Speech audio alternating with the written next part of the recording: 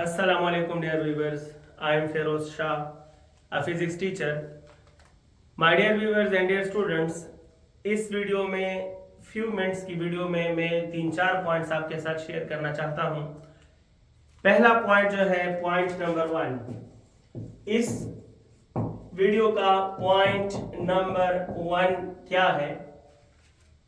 मैं point number 1 में I want to से सॉरी फॉर सम स्टूडेंट्स जो मैंने पिछली वीडियो अपलोड की थी उसमें मैंने एक सेंटेंस बोला था कि जिन स्टूडेंट्स के 150 माइनस मार्क्स आते हैं वो आउट ऑफ रेस है। वो क्या है? वो आउट ऑफ रेस है। मैंने कहा कि जनाब जिन स्टूडेंट्स के ईटा में 150 से कम नंबर आए हैं वो रेस से निकल चुके हैं। तो मैं माजरत करता हूं उन स्टूडेंट्स को, क्योंकि बास पेरेंट्स ने स्टूडेंट्स ने मुझे पर्सनल मैसेजेस किए और वो खफा थे बेचारे, कहा कि सर आप डिसहर्ट कर रहे हो हमें और हम ये वजह हुई। पहले तो माजरत कबूल कर लें। दूसरी बात ये है डियर स्टूडेंट कि हमें पॉइंट ऑफ व्यू देखना चाहिए कि बंदा जो कह रहा है इसको नहीं, क्यों कह रहा है इसको देखना चाहिए। फोकस करें कि मेरी वीडियो का मकसद क्या था। मेरी पूरी वीडियो का मकसद ये था कि मैं उन स्टूडेंट्स को कन्विंस कर रहा था कि रिकंडक्शन के खिलाफ ना जाएं, जिनको ये खुशफहमी थी कि हमारे 180 से अबव मार्क्स हैं और हमारा तो एडमिशन हो रहा है, लिहाजा रिकंडक्शन ना हो। मैं उनको किसी तरह कन्विंस कर रहा था कि देखो आप गलती पर हैं, खुशफहमी में हैं, गलतफहमी में हैं। 180 प्लस के बहुत से स्टूडेंट्स का इस साल एडमिशन मुमकिन नहीं है। तो मैंने उनको कायल करने के लिए कहा कि भाई आप अगर टैलेंट से आप 180 से अबव गए हो तो फिर तो डरे मत, क्योंकि 150 से कम वालों के साथ आपका दोबारा मुकाबला हो रहा है, तो आप उनसे डरते क्यों हैं? तो मैंने ऐसा हरगिज नहीं कहा कि 150 से कम वाले हर एक का एडमिशन नहीं होगा, लेकिन ये भी सच है कि बहुत ज्यादा स्टूडेंट्स जिन्होंने बिल्कुल नहीं पढ़ा तो इसकी वजह से मार्क्स कम आए हैं तो डेफिनेटली 2 महीनों या 1 महीने में वो क्या पढ़ लेंगे। लेकिन जिन स्टूडेंट्स की किस्मत की वजह से या किसी और वजह से 150 से कम मार्क्स आए हैं तो I know they can improve, but focus इस बात का था कि मैं उनको कन्विंस कर रहा था कि भाई रिकंडक्शन के खिलाफ ना जाएं, आप अपने ही पांव पे कुल्हाड़ी मार रहे हैं। तो वीडियो का एम देखना चाहिए। मैं दिल से उन स्टूडेंट के लिए खफा हुआ जो डिसहर्ट हुए। इंशाल्लाह मेरी इस वीडियो में उनका ये अजाला हो जाएगा, दूसरी बात, 150 से कम स्टूडेंट्स में से एक आध स्टूडेंट ने मुझे ये भी कहा कि मेरा कज़न है या एक कज़न है वो इस वजह से नंबर कम आए और I will show the result on media. तो भाई एक्सेप्शनल केसेस पे मत जाओ। क्या आप इस बात की गारंटी दे सकते हो कि 150 से जिन्होंने कम नंबर ले लिए इस ईटा में वो आने वाले टेस्ट में हर एक ऐसा रिजल्ट करेगा? तो आप अपने एक कजन के लिए 150 से कम सबको डिफेंड कैसे कर सकते हो? एनी हाउ कोई बात नहीं, इंसान है, कोई हर एक का अपना आइडिया है, बट हमारी आदत है डियर स्टूडेंट्स कि फर्ज करो एक बंदे ने कहा कि उसने मुझे गाली दी तो मैंने उसको तप्पड़ लगाया। हम लोगों का ये खामी है हम सब की कि हम लास्ट सेंटेंस पे फोकस करते हैं, मैंने उसको तप्पड़ लगाया, लेकिन पहला सेंटेंस मुकम्मल इग्नोर कर लेते हैं। ये गलत है। मैच्योरली एक्ट करें। पूरे वीडियो का जो मकसद है वो ये था कि भाई रिकंडक्शन के खिलाफ मेजॉरिटी स्टूडेंट्स गलतफहमी का शिकार हैं और उनको लगता है कि उनका एडमिशन हो जाएगा, जो कि होगा नहीं। एक और point number 2। Point number 1 clear हो गया। पॉइंट नंबर 1 में मैं एक बार फिर आपसे कह रहा हूं कि जिन स्टूडेंट का 150 से कम मार्क्स हैं तो आई एग्री कि अगर वो मेहनत करे तो इंशाल्लाह वो कम्पीट कर सकते हैं, वो ऊपर आ सकते हैं।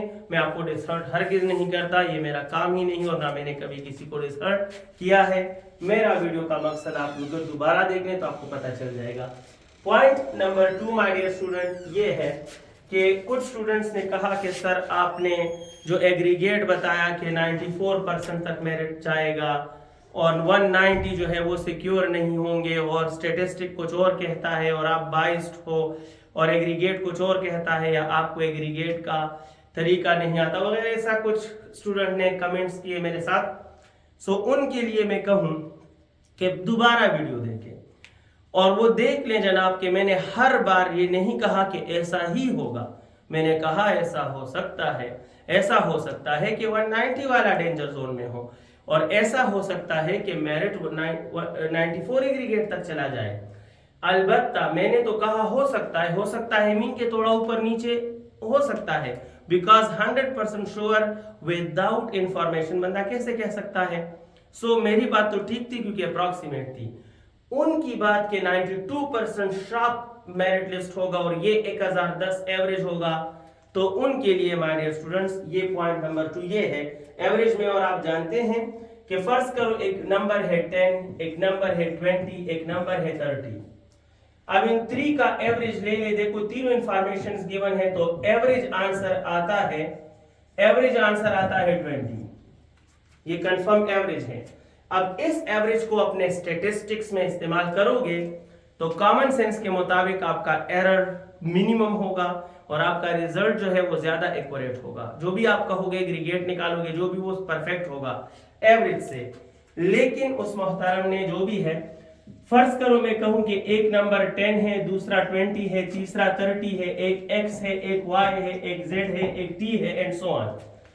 जब ये सारे नंबर अननोन है, जब ये सारे number my dear students unknown है, तो इस अननोन इंफॉर्मेशंस यानी कोई नहीं जानता कि इस वक्त केपी में जिन्होंने टेस्ट दिया था उनके हर एक के फेसी के मार्क्स कितने हैं, 1010 से अबव कितने हैं और 1010 से कम कितने हैं, रिपीटर के कितने मार्क्स हैं जो इस साल अपेयर हुए थे। इस साल रिजल्ट खराब आया था मैं मानता हूं, लेकिन पिछले साल तो अच्छा खासा रिजल्ट आया था, वो भी अच्छा रिजल्ट था, और इसके अलावा 2-3 साल के रिपीटर्स भी इस रेस में शामिल हैं।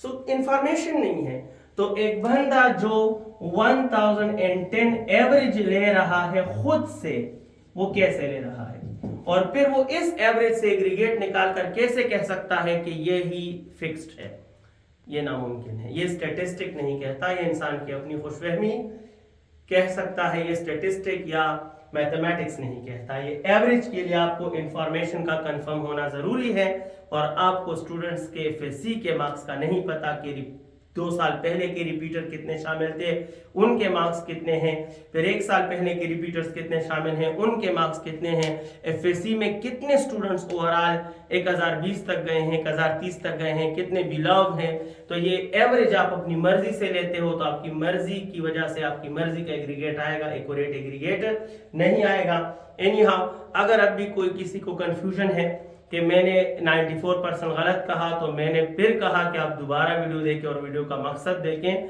मैंने अप्रॉक्सीमेट कहा, मैंने हमेशा कहा कि ऐसा हो सकता है, डेंजर है वगैरह वगैरह, तो हो भी सकता है, थोड़ा इधर उधर नहीं भी।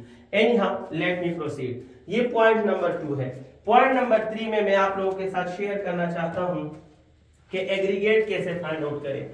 अगर अक्सर स्टूडेंट मुझे कमेंट करते हैं कि सर हमारे ये मार्क्स हैं, जरा मेरे लिए एग्रीगेट मालूम करें, और उनका एग्रीगेट क्या आता है, तो जनाब एग्रीगेट का बहुत सिंपल फार्मूला है that aggregate eta merit list में जो एग्रीगेट लगता है वो इस इक्वेशन से लगता है। वो होता है जनाब कि obtained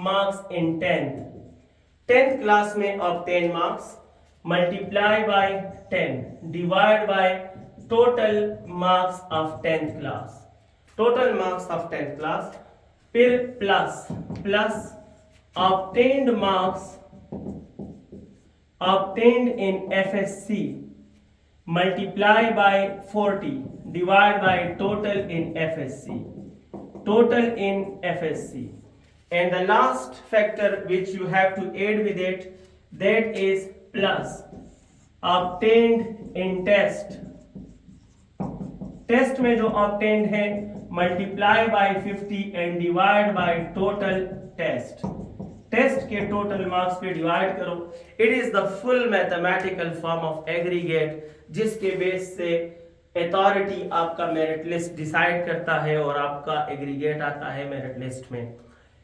ये हो गया point number 3। Point number 4 dear students, point number 4 ये है कि बहुत से स्टूडेंट्स ने मुझे कांटेक्ट किया कि सर अब तो टाइम मिल गया थोड़ा बहुत, तो आप जो चैप्टर पेंडिंग है, जो आइडियाज पेंडिंग है, उन पे वीडियोस अपलोड करें। तो इंशाल्लाह कमिंग संडे से रेगुलरली मैं बकाया चैप्टर्स, बकाया पॉइंट्स और टॉपिक्स पर वीडियोस अपलोड करूंगा आपकी हेल्प के लिए।